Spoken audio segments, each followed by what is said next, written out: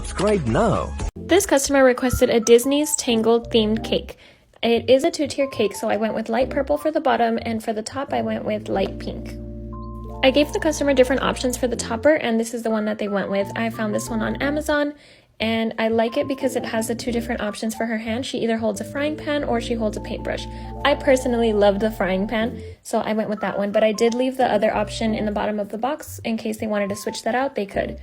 For this cake, I chose a ribbon border just because I will be adding a lot of flowers onto this cake, and it was a pretty small cake, so I didn't want it to be too much on there or too overpowering, so I went with a ribbon so it's a little bit more flat and it's not overwhelming, but it still gives it that clean look.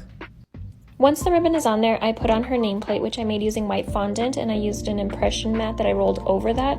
I cut out the oval and then I just put her name on there.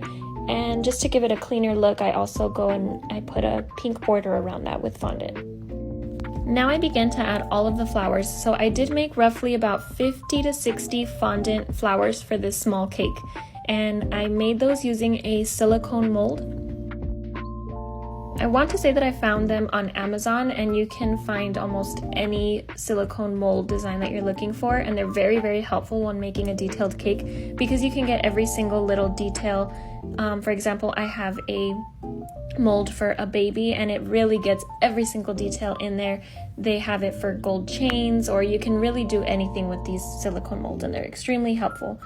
I made these flowers in 4 different colors. I did dark pink, light pink, and dark purple and light purple, and then I just went and I mixed and matched for the center of those flowers, and I just started placing them. I wanted them to look like they were cascading down. Once I like the general idea of how the flowers are falling, I go in with all of the extra ones that I have and I just fill in all of the empty spaces. Now with this order, this customer also requested 2 dozen matching cupcakes, and this one was a delivery. However, it was about a 35-minute drive, so I had my husband deliver this one for me because I had about 10 cake orders this past weekend.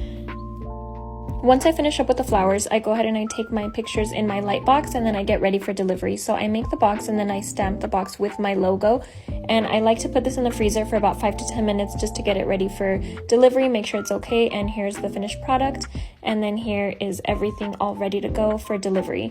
And a couple days later, I did get tagged in this Instagram post by this graphic designer who I believe made the bags and the lanterns. I didn't get to go, but I'm so glad I saw this. Subscribe now and press the bell icon. Never miss an update.